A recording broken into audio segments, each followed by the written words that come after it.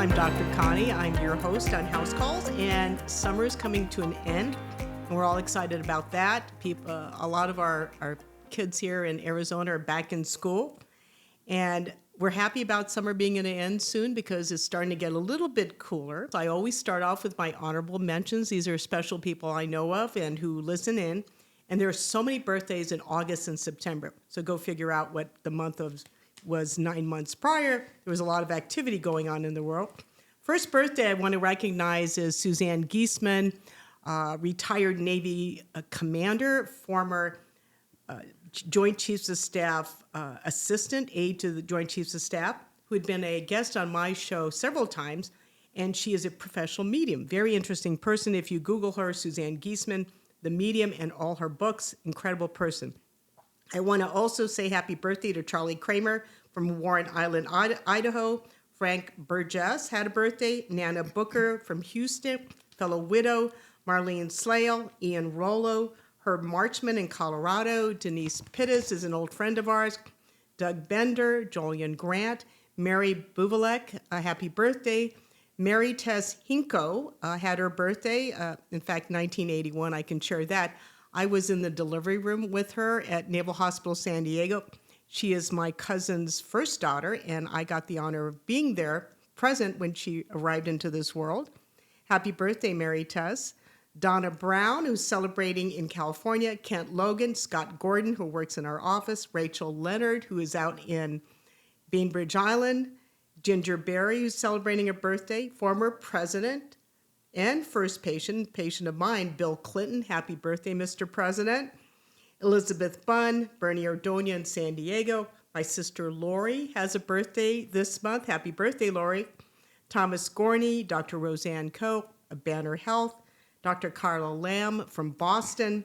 Master Chief Joe Fama, who's one of the president's valets, is having a birthday. Steve Gordon, the father of Scott Gordon, also a birthday. Bob Van Degna, Pam Case, who is a designer friend of mine, Rashida White, Chuck Moaning, our builder friend, Georgia Bunn's grandson named George is having a birthday, and Larry Venturelli. Whew, lots of birthdays. So you all have a great celebration this month. So as I look back at this month and what kind of theme I want to talk about, one of the biggest emotions that I find my patients experiencing whenever I see them is anxiety and stress. Number one thing of just being anxious, about being stressed out. I'm not a psychiatrist, but as an internist, I look at adult behaviors and adult medicine, and it's rare that I see somebody who has no stress in their life, be it good or bad. So stress is really a way of our life. It's how we allow it to get to us. So in 2024, we find that 53% of U.S. adults reported feeling stress. And according to the American Psychiatric Association annual mental health poll, over 43% of American population said that their stress has increased over the last year. And that's no surprise. You probably feel it with all the social media, all the news, all the changes going on. So how do you deal with stress? And that's a big issue. Lots of books are written about it, a lot of speakers about it. Number one, you know the triggers of stress, who or what is causing you stress. One of my patients is a 94-year-old lady. She talks about stress whenever she watches a particular television station. I told her, switch stations, turn off the TV, don't go there, just stop that behavior, right? But she continues to do that. So avoid those things that are toxic to you that induce stress. Separate yourself from that. The other is relaxation techniques. How do you do that? Is, in fact, our speaker today is going to talk about how to work with your nervous system to get your body to calm down and to use things not only we know about physiology, but neurophysiology to control our behaviors and our way of living. So we've talked about deep breathing, muscle relaxation, mindfulness meditation. You hear all about that, but we're going to talk about more of that today. Social support's important. That's why I do a lot of work with widows and their widow groups. There's always a network of friends that you can talk to with your group support, sharing what goes on, that you feel like you're not the only one going through this.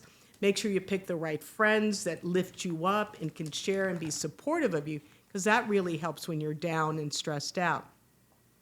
Be good to your body, and a lot of people forget that. They always figure, I'm stressed, I need to get my way through this, but they forget that they're not feeding themselves the right amount of food. So avoid junk food. People will indulge in alcohol to excess. Don't do drugs. Don't overeat. Don't escape by retail therapy. They find other ways to minimize it, but it gets worse. It doesn't solve it. Exercise is important. Go out for a walk, go out in nature, go to the gym, get your ways to get endorphin levels to increase. Seek professional help. If you can't find healthy ways to deal with stress, go see a professional who is an expert in this, a therapist, psychologist, a naturopath if you seek that, somebody who will work with cognitive behavior therapy to help you. Just find somebody who does this for a living who can work with you. And do things that are fun. How many times do we do that? Movies that make you laugh, reading, gardening, music, some way that gets you temporarily away from that feeling of stressed out. And so those are all the ways that you can do that. We suggest those things, but how do you handle that? But you also find that if you can handle stress, there are ways that can help you become more resilient. So our special guest today, Kathleen Gramzay, has been on our show before, and she was on our show during the COVID epidemic when we were dealing with isolation and stress, and she's an expert in that, definitely an expert, but she has a lot of incredible training involving the use of the mind body, but more about that. We're going to share that. She shows you how to use your mind and neurophysiology to control behaviors and what's going on in our body and how we react to stress. She was a guest on our show as we talked about during the COVID period, how to become resilient, not only to survive, but to thrive in times of stress. She is part of the holistic health profession for over 20 years, and her focus has been on being resilient in the face of difficulty. She looks at the nervous system. She looks at movement to restore the mind-body balance.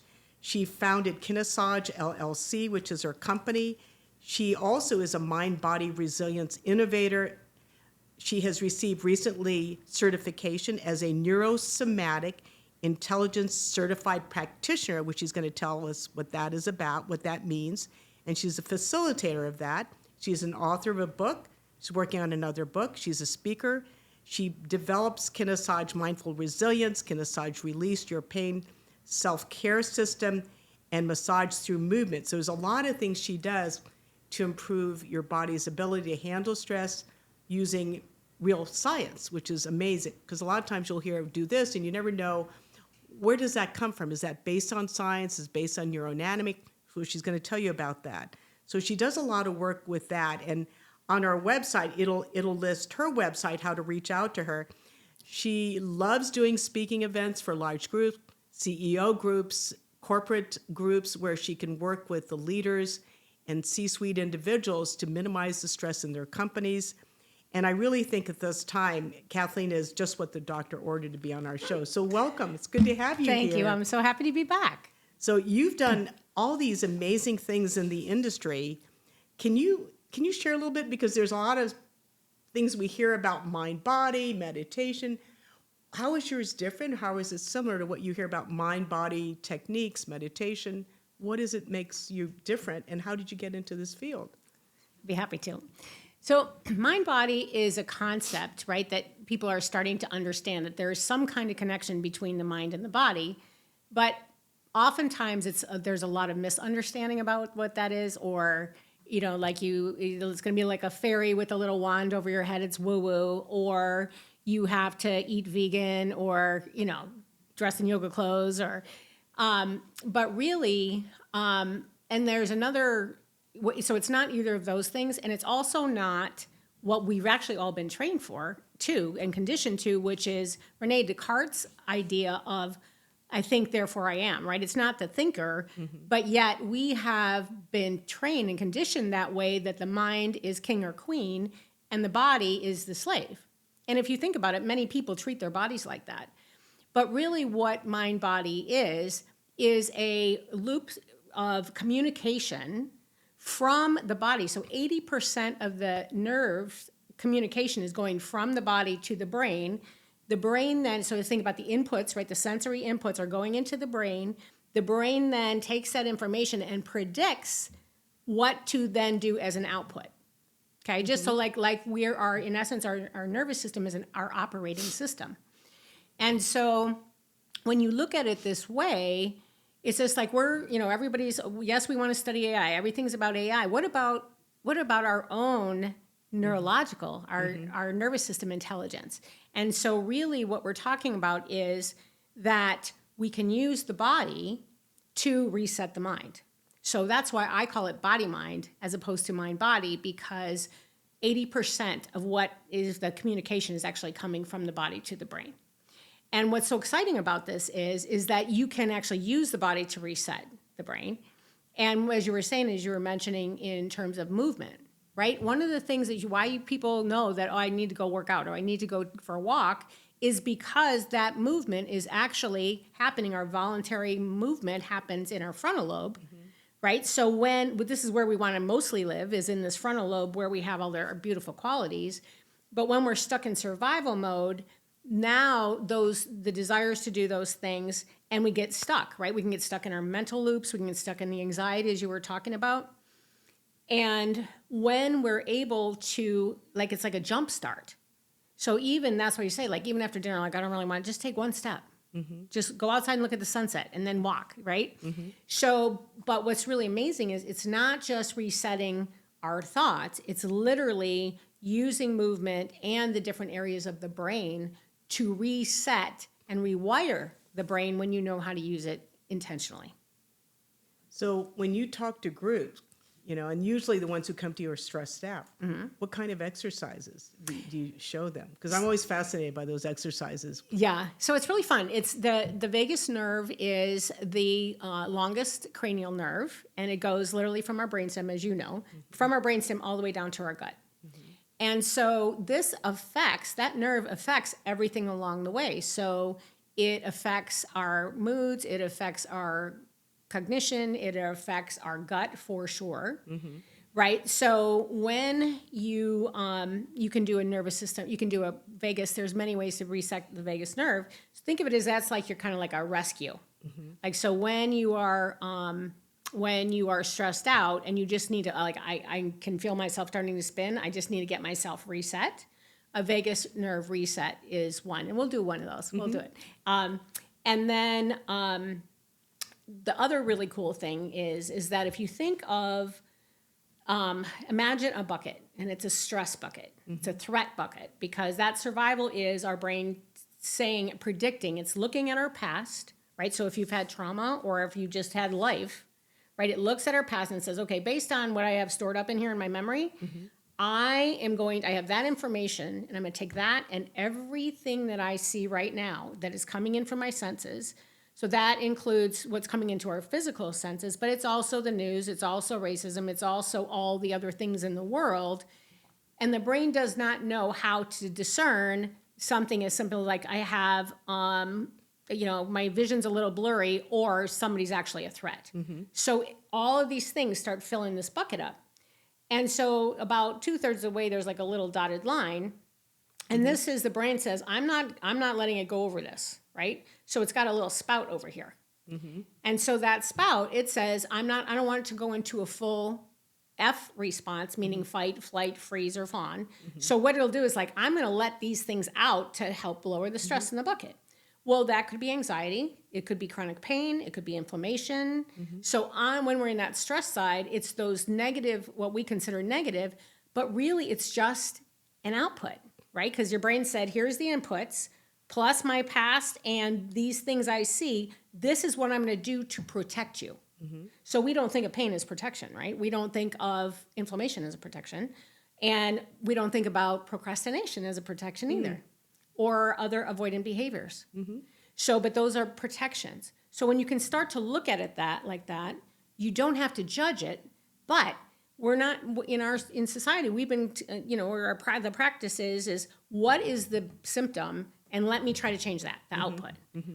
But what is so amazing is you can actually change the input, and then the brain says, oh, I don't have to do that thing. So I'll just give you a simple example of that. So I did 2 practices one night I was working on, and I did a movement practice and I did a vision practice. So a vision exercise and a movement exercise. When I'm stressed, I'm looking for coffee, I'm looking for sugar, and my procrastination is like, okay, what else can I be doing? Is there something I can clean? Is there like you anything but selectively anything distract but yourself right? so you don't have to face them. Correct. Like a lot of people do. Correct. Like a lot of us do. Yep. So the first time I did these, I did it at night before. I just did it at the end of the day. The next day, I had no desire for coffee. I had no desire for sugar. And I worked all day in my office and just focused and happy. And I was like, okay, there's something to this. So if someone if I have writer's block and I'm trying to write a chapter, I don't want to deal with it. I'm just going to go do the laundry instead. I'm going to eat some chocolate and have some coffee. Yep. I don't want to deal with that. And you said there's a exercise you can do? Well, so to you do program different, your so there's many drills. There's many different things, because in that threat bucket, the other thing that's so great is when you make things clear for the brain, such as our senses. So if you can make the vision clearer, if you can make the balance clearer, if you can make the sensory awareness, like where I am in this chair, or proprioception, where you are in space, and then the sensory of feeling of your skin, when you do any of those things, the brain goes, got it, thank you, got it, thank you, got it, thank you, got it, thank you. And now that water in that threat bucket goes down. So it doesn't have to do the output. So you sense less stress. Correct. And when you're sensing less stress, your brain says, I don't have to put any of these outputs. Okay. So, but because every person's nervous system is unique to them, you do a test first, because like as I did in Kinessage, we do a range of motion test before and after, so that you can test to see you got greater range of motion. With this, with the neurosomatics, you could do a range of motion test, you could do a breath test, you could do a voice test, so that you're just seeing, did my nervous system like this? Yeah. And then if it did, you're just like, oh, now I have a high payoff tool. So that's one, you would say, okay, this is a good one for me. So, and then if it either tests where you don't notice any difference, then that's something where that is a neutral, so you could add more either speed or movements to it, right? So you need, maybe it's not enough stimulus. And then if it doesn't like it, it's really telling you one of two things. First of all, that's not a high payoff tool. And then the second thing is it might be one of the systems that needs to be rehabbed. So rehab's a whole totally different thing. So right? so say for example, like on my balance, okay, if I'm closing my eyes and standing on one foot, my body says, I'm not so, this isn't so stable. Or it's not even so much about stable as, do I get a negative response in whatever test I did? Uncomfortable. Yeah, just like something was negative in some way, right? So then I know, oh, I want to do more of the balance exercises. Okay. Right? Because then what you're doing is you're using it as a test, but you're also using it as rehab. So what you're doing is you're increasing your capacity to be able to build your resilience in that, which then overall builds your resilience in terms of your nervous system. So you're building your capacity to handle stress by sharpening the maps of your systems. As somebody who writes prescriptions for patients, you need physical therapy, and my typical ones for geriatrics patients are for core strength and getting your core tightened so you decrease your chance of falling. And for the way you put it, it does make more sense, because a lot of times it's like you're going to do these exercises, you're going to tighten your core so you don't fall down, so you can maintain your balance, but you put in a different light. You shed a different light on it because you use science, working with the brain and the things that we're programmed in a lot of ways, because that's really what they're doing, right? Right. With physical therapy and a lot of things they're doing. But you explain it more with the science behind it. Yes, well, and what's very interesting about this is that so just by doing a sensory, like taking a soft cloth on your foot and rubbing you can't do it hand to hand or hand to foot. It's got to be with a barrier so you don't get information through your foot. But you close your eyes as if you're you could do it on your hand, just like you're rubbing, but you're in your mind's eye, what does my hand feel like? What is it between my toes or my fingers? But in the case of walking and falling, what happens is when the brain doesn't know where your feet are, it will tighten up your hips. It will tighten up your knees, because those are protections, those are outputs. Right. So by just literally having your folks either do it with the hands, with the cloth that they can do it, or they can roll it against, a nice carpet that they can sense. then the brain goes, got it. And now the other outputs don't have to happen. Their hips don't have to tighten up. It's a response to all of it. You know, as I see as patients get older, they wind up having a higher risk of neuropathy. So they Yes. can't feel their feet. Right. And they're the ones who start falling. Yep. And then you're right, with back pain. You know, one of the things we talked about previously when we were meeting was we don't listen to our bodies. Right. That people have no sense of what their body is feeling. Right. They're not even in their body. Right. So they can't sense whether they're full or not, their stomach, their skin. Yep. So it's all, we lose touch of the somatic. Right. Where does that happen in life? Why do we lose touch with that? Do you ever wonder? Yes, and first of all, we're not taught that, right? We're back to this is the king or queen. This is all that matters. What this looks like matters a lot, right, in our society. But how it functions is most people don't know. Most people are not other things is not blessed with the education, right, to know it. But also there is, again, depending on what kind of whether it's especially developmental trauma, that you learn your nervous system is intentionally disassociating you from a negative circumstance, right? So for people who have had trauma, they don't want to be in their bodies, and they were conditioned in very emotional ways to not be there, right? To not be in their bodies. So in those cases, it takes more effort, but this is the most beautiful thing about the resilience of the body and the nervous system, because you can, just by paying attention, right? And just, what does it feel like to rub my hands together? Like when you're feeling like I'm in a group of people, or maybe people are, at the office or in a intense meeting, and whether it's on Zoom or not, and they can feel like, okay, I'm checking out here, but they want to be present because they know it's important for them and what they're doing. Then it's something so simple as it's like, okay, I'm here in the room. I can look around. I can see objects. Yeah. Right? So I can just have an orientation to something, like it could be your favorite water bottle or something that you're like, okay, like there it is, I'm good. So it keeps them grounded in where Keeps they them are grounded. in the now. Yes. So you're more sense of that. Yep.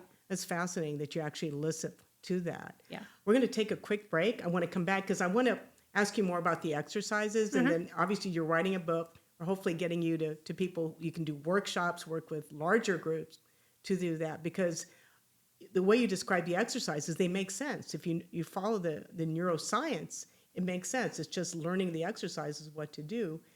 And, we talked briefly about people who are overweight, who struggle with, by taking various medications to lose weight.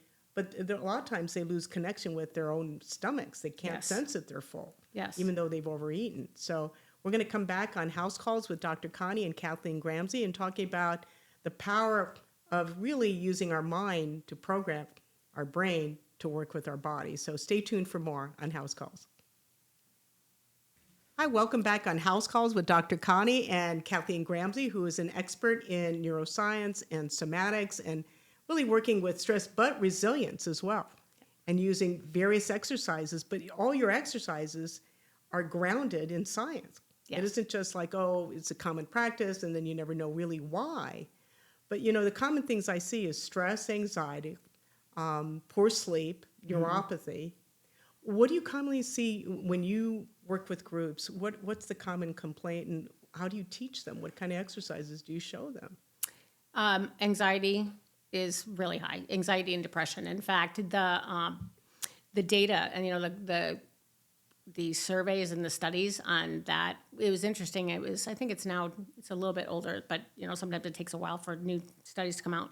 But if you look at generationally, and you looked at the impact of stress and burnout, so older generations had more in-person contact, right? And we regulate each other through our expression, through our tone of voice, being able to be in the same place.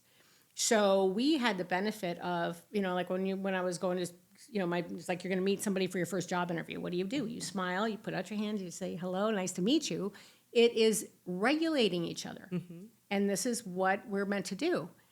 But as time has gone on and we get more into tech and less into actual communication, we don't have to really actually talk to anybody or see anybody, and we could just text or even email. What's happening, it's a loop from your mind interpreting somebody else's text through your own mind. So, depending on what's going on for you, if you're already anxious, then it's like, oh, they were mad at me. Or, oh, you can't hear 10. You can't, I don't care how many emojis. They put it you all in use. caps. They're yelling at me. Right? Right? Right? Yeah. So to be able to have the opportunity or to make the opportunity to connect. That's why for, as much as being on video conferencing can be a little too much if it's back to back, but having the tone and seeing someone, because we get the cues, because there are areas of our brain that are paying attention to those social cues and making a decision, right? That it's input, the brain is getting, and it's going to decide if am I going to go into threat? Am I going to go to the amygdala? Or am I going to go, I'm safe, right? It's the safety or threat. So to be able to connect like that is really important, to be able to You bring up an interesting point about how the body reacts to protect us. If somebody's yelling at you to change your mind, does that work? Yeah, not so much. Yeah. Not so much. If you yell at people, they're not going to change their opinion. No, So speak softer. that's right. And they'll get their attention like, Yeah. you're not yelling at me. Right. Because then maybe they'll listen a little bit more. Right. But so you deal with stress, you deal with resilience training. Are there things that the listeners can try, at least like they're going in for a big interview and, you're waiting to be called into the office and meet with a Yes. board of people, trying to make a big pitch about your project, anything they can do, and they can duck into the bathroom? There's so many things. One is just, you can literally use wherever you're sitting or standing. So this is a really simple thing, and it is about taking your mind into your body. So what I mean by that is you start by just taking, it's like your little mind bubbles up here, right? So you take it down and you say, okay, what do I notice? I'm going to just sit here for a second and we can just do this one together. So I'm going to pay attention I'm going to put my attention in my head and just around the back of my head and like the top of my ears, and do I notice any tightness there? And so what I'll do is just take a nice breath in and then exhale that tension right out. And now I'm going to take my attention into my jaw and my neck and my shoulders. And do I notice any tension there? And let me take a breath and let it out with my next breath.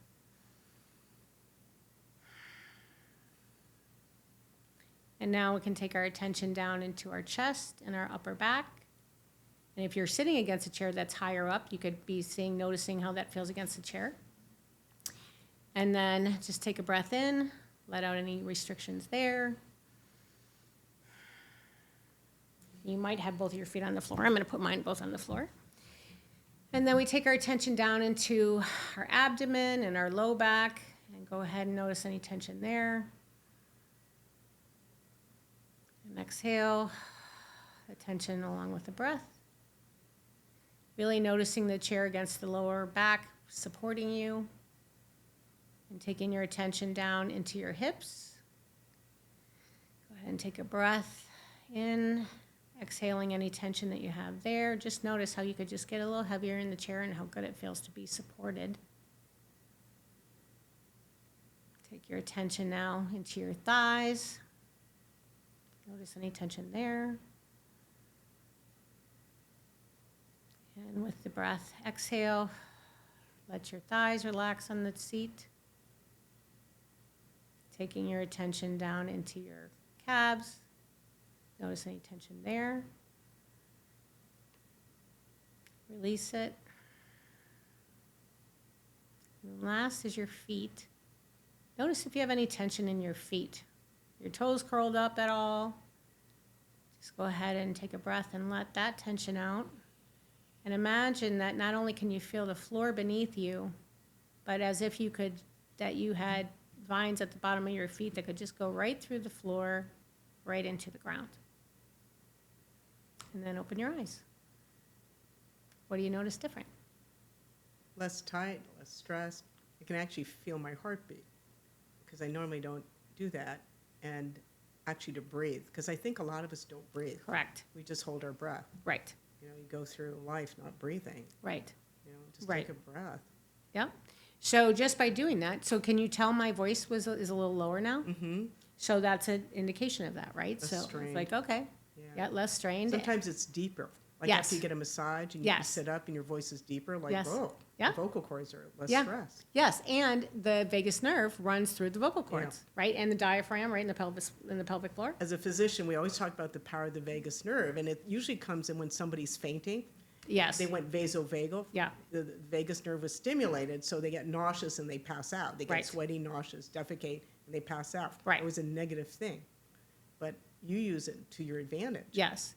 Well, what's interesting about that is that when that happens, that's when there is nothing else that's going to allow the body to reset itself. So that is the protective mechanism to pass out. I'm like, okay, we're just going to reset you while you're out for a Yeah, minute. It's a yeah. little, it's not optimum, but that is what the protection is of it. Wow. It's Yeah. amazing how our body's programmed to Yeah. do that Yeah. and to understand it. So now, we have everybody, wherever you go, and a lot of younger people, they're connected to the phone, and this is their posture. Yes. This is their posture. Yes. So what do you foresee in the next 10 to 15 years with that posture? Well, obviously a lot of musculoskeletal issues, right? Neck issues, shoulder issues, but also breath, right? Because anytime we're this tight, so now we are compacting our lungs, our shoulders are forward, our rhomboids on our back are overstretched. So that is the rounded shoulders and the neck. So that, we usually didn't see that till later in life, right? It is a progression of over time, however we are, just magnified over time. So with this, not only is that probably going to be a lot sooner, but the other piece of it is that the narrow focus of always being on screens, particularly phones. So we're always like this, right? What that is our vision is tunnel vision. So what that means is we are not using our peripheral vision. So one thing you can do is literally just take your fingers and put them up and see, look straight ahead, but at what point can I see or can I not see my fingers? Right? So that is one way Visual fields. yes, Yeah. to increase the strength in the muscles, because the eye muscles are only in one position. So if we want better vision, we need to move them in all the positions. So there are a number of vision exercises, yeah. Wow. But that's just one, and not only that, then you're opening up your chest more too, which is just now you're going to breathe better. But that tunnel vision affects a lot of different things because it affects how you think, right? So if you're looking in one place for a very long time, the brain thinks, something's wrong, that we're only focused on this. So by being able to at least during the course of your day to look up, so it's look away 20 feet, right, for 20 seconds. And just through the course of your day, if you have some kind of landscape that you can see, that you have beautiful plants, that's really helpful, because that nature, right, is really another natural stimulant to the body mind. You wrote actually a very brilliant article in LinkedIn that drew me back to you because I'd seen you at a conference for the American Heart Association, but I saw your article in LinkedIn about AI, because that's the latest thing right now. Can you share a little bit about what you talk about AI and what's going on in creativity and things that we do as humans? Sure. Yeah, the name of the title of the article was Why Human Leadership Matters in an AI World. And I was talking about it relative to this idea that there are 10 qualities that AI can never replace that are humans. And this has to do with the innate aspects that we have as humans: compassion, mentoring, ethics, trying to think of some of the other ones, creativity. And so these are qualities that, it's interesting because I was telling you about the insula and the insular cortex, this idea of our intuition, our relationship to self and others, and compassion. Compassion was one of the other ones, top one. And with that, people, when we're always chronically stressed, that is not being fed. So nerves have to be fed, right? We have to fuel the brain with oxygen and glucose. So nerves that are not fed, as you well know, die. We were just talking about neuropathy. So when we think about how important this is, when we're chronically stressed, we lose this care for ourselves and others. And so what I see when I look at the world of the last 5 years is we can see the shift when the entire humanity has been globally stressed, right, chronically stressed, because people tend to be, less considerate of each other. Their decisions, like in terms of leadership, right, decision making gets tougher because it's like a self-darkening pair of sunglasses, chronic stress. And basically, you put them on, you go outside, it's now, oh great, they're dark, but you come inside and you don't know you have them on, but everybody else does, right? Because you start to change. It starts to slowly, very subtly, but consistently, increasingly bias us in a negative way in how we think. So for decisions, for example, like leadership, I mean, right now, more than ever, we need great leadership. And we need those qualities in our leaders. And chronic stress is preventing really brilliant people from being their brilliance because it's affecting how we think, how we feel, how we behave, and then the physical container of the disease that happens with, that goes along with it.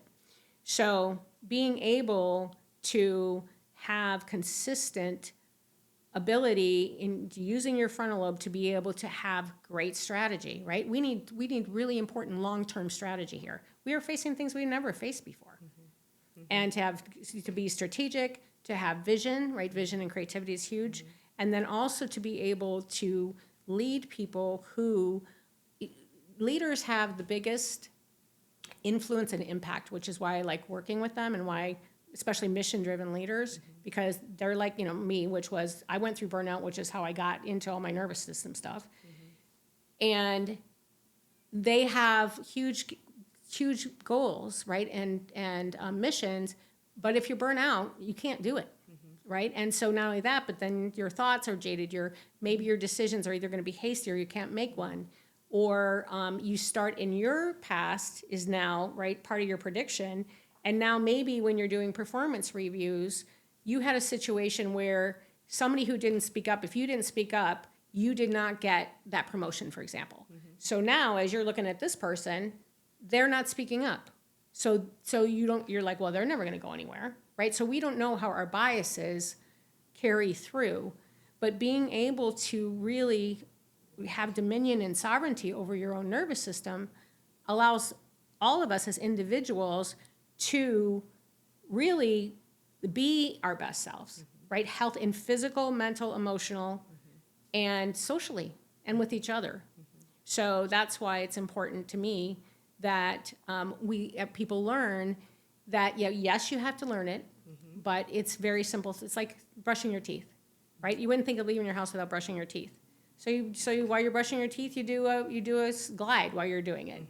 There's simple things, but gosh, the power and the freedom in terms of having more control over your nervous system that gives you such a higher quality of life, higher quality of relationships, higher joy in your work, and better for all of us. So do you see that in the clients and the groups that you talk to as you guide them? Is there somebody in particular you think of among your patients that you've seen and treated that really made a difference? Oh my gosh, it's so much fun. It gives me so much joy because it's subtle. I was just talking to one of my clients yesterday, and we've been working with their team now for just a little over a year, and we're going through our phases of all the programs, and it's so fun because they're like, let me give you another example. So this was a leadership, an organization, umbrella company, 4 different individual companies, so 32 leaders of the 4 companies. They get together for these leader programs they have to do, and high stress work. So not too, they're like guarded but pleasant. So I taught them some of these techniques, and then I followed up so that they had so it could sear in, right? The next time they now all say, oh, which one are you doing? Which one are you doing today? It has changed their entire relationship in the 32 of them, and now they're doing it with their people. So the ripple effect, when we are different neurologically, we're either regulating or dysregulating people, right? So when we know how to do that intentionally, not only are we joyful and feeling better, but that's like the best of all, like sharing the love. What the joy is, you don't take a pill, and you don't give a shot, don't deal with insurance companies. Yeah. It's something you do for yourself. Correct. That you can use within your body. to do Correct. that, and part of it's giving them the tools through you. Yeah. Hopefully, your books, your podcasts will guide them. Can you share a little bit about kids? So you talked about a school where you taught working these with kids. children? Yeah. So I have a dear friend of mine, and she is a Montessori teacher. Her name is Robin Norton, and she's a Montessori teacher up in Seattle. And we had met, and she didn't know what I did, so I told her, and she's like, "Oh my gosh, I'd love that for my kids." So she said, "Well, can you show me?" And I said, "Of course." So I said, I told her about it, and then I sent her some so that she could do it. And she implemented a quiet corner for her 5-year-olds, because she said these kids aren't going to have me, and they're really anxious that they're not going to have me next year. Oh. So I had them do the sensory thing with the foot, right? So I told her about that, and so she got these little socks for them, and so everybody had their own little socks. And so this little girl comes up to her, and she's like, "Miss Robin, I'm going to go ground myself in the corner now." And she goes and gets her little sock, and she just sits there, and she's like, "I feel so much better." Interesting. It's so sweet. So she tuned in Yeah. and realized, I need some time out. Yeah. And when we were raising our kids, it's like time out, Yeah. go in the corner, a little time out, breathe, be by yourself, just chill out. Yeah, and just telling them. So that's what's so beautiful is the imprint, right? Just developmentally, our caregiver is our identity up until 3.5, right? 3.5 to 4. We don't have a separate identity until then. So our attachment, right? That's where that comes from. Our attachment is based with that person. So we will give up everything except that, no matter healthy or not healthy, right? So, many people, right? It's like 0 to 7, that's the imprint time. And then we laugh and say, okay, and then we spend the rest of our life like getting, therapy and trying to unimprint Those us. early years. But so man, vital. getting those for little kids, It's tough. oh my God. But it's so amazing, right? Because they're so open to it. They're sponges. And when you have really good teachers, which is another group that I really like to support because they're amazing. But yeah, so to hear that when she told me that they're all, they go in and they do the different little tools, and when they're stressed, they do the breathing tools. And So are there exercises you do one-on-one throughout the day that you just find that you automatically go into? You said there was a motion with your hand. Yeah. What you do for, can you show them? Sure, I'm happy to. Okay, so this one is, well, let's talk about the eyes first, because this Yeah. is just everybody speaking of screens. Yeah, So this is for visual reset, and this is something, if you do it throughout the day, what you're gonna do is you're gonna lower that, the threat bucket, right? So all you're gonna do is you're gonna you're gonna put your hands over your eyes, and you're gonna close your hands so that you can't see any light, and you open your eyes in there. Okay, now you're gonna keep your eyes open and just take some nice breaths. You're gonna see some flashes of light, which is the optic nerve, just getting settled. So just breathe comfortably, and you're gonna breathe and just say maybe like 5 or 6 breaths if you're assuming that the little flashes have gone away.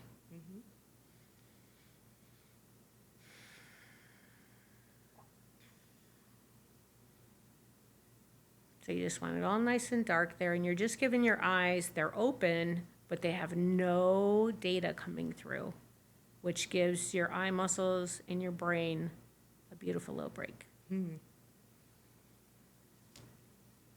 take them off when you're ready.